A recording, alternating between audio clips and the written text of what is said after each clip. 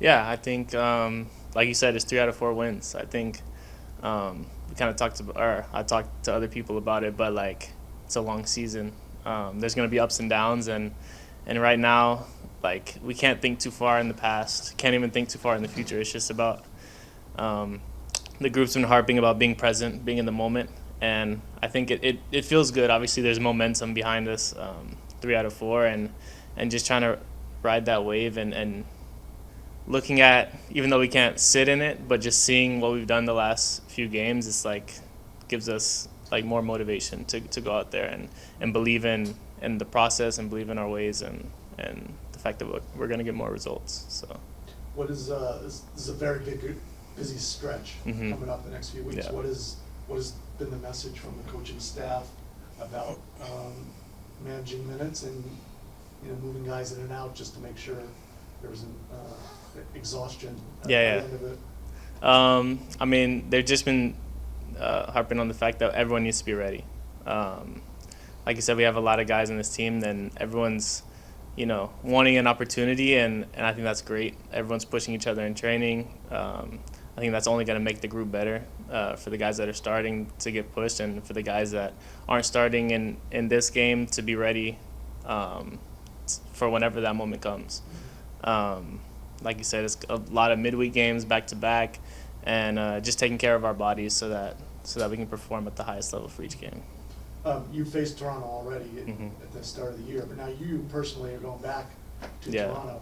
What are your emotions going through that, and is there any leftover feelings or resentment or anything having left Toronto after 2 seasons and moved on?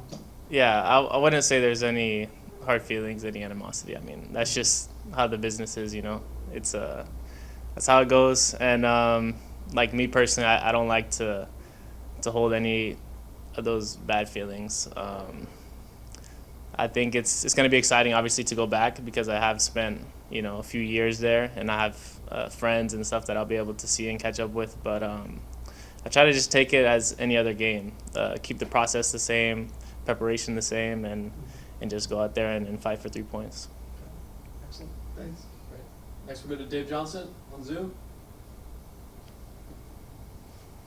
You are man of the match on the broadcast on Saturday against the Colorado Rapids. Can you just talk about what your role is and just how things seem to have stabilized since, obviously the disappointment in San Jose, but it's been pretty stable and consistent since then?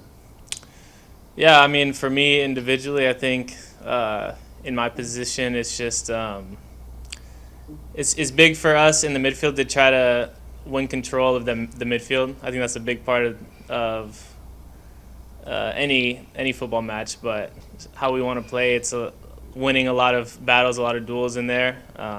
So I'm taking pride in trying to win as many as I can, and then just trying to keep distributing the ball, getting the ball to guys who are going to score those goals, and just trying to keep a lot of energy. I think a big thing for me is trying to bring energy at all times, being relentless in that way, and just working for the team, trying to do whatever the team needs in that moment, and just trying to be available in that sense.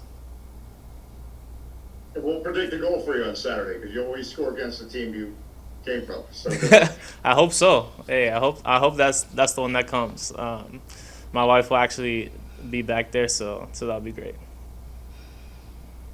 Next, we'll go to Bruce.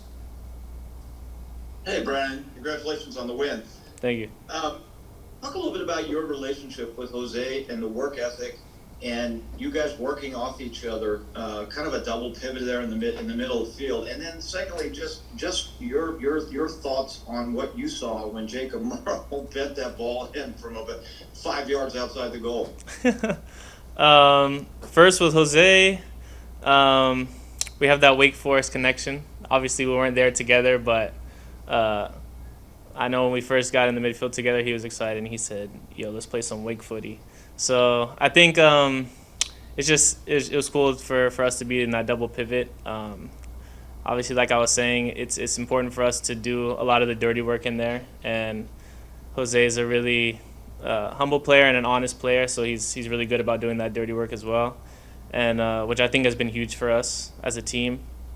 And as far as Jacob's goal, it was just a lot of relief. Obviously, those games can be tricky with USL opponents that are obviously super hungry, super motivated in that game, and obviously we didn't want to have to take it to extra time, but we knew that we would break them eventually, and whenever he scored, it was just able to have a little bit of relief, especially for me in the midfield, and knowing that we were gonna take the game away from there. Thank you. Thank you. Next, we'll go to Donald One. Hey, Brandon, good to talk to you again. I want to follow up on the U.S. Open Cup, and we had talked last week about the allure of the Cup and everything, but it has been a couple years, obviously, since you had performed in the Cup, same with the team. What do you take from that particular game where, of course, it was tighter than you probably would like for a long period of time. But what do you take from that game and apply to the rest of the season? Because I know they're two different competitions, but what mindset do you bring from the Cup to the games this weekend? Yeah, I think it's two different competitions, but like I was saying with momentum, it still feels good to win. It feels good to feel that feeling and to gain that confidence.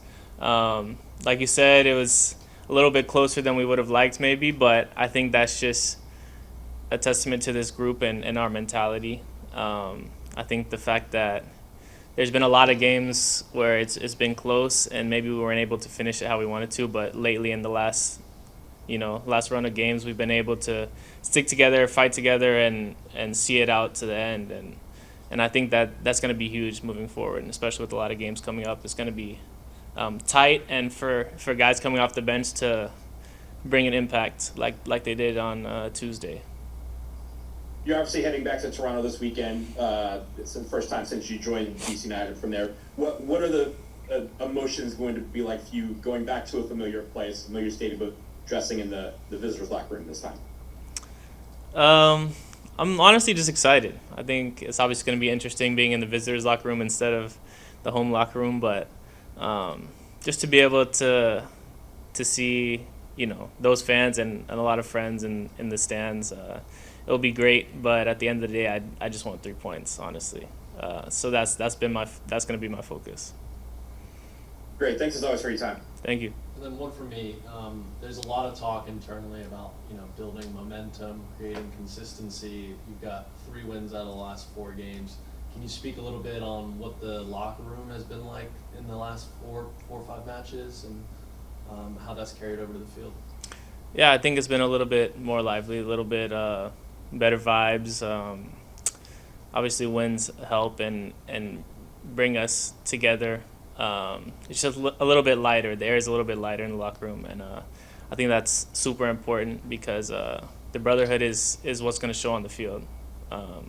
Us getting closer in the locker room is going to relate to the field, fighting for each other, going into those battles, and I'm just excited to see the next few games.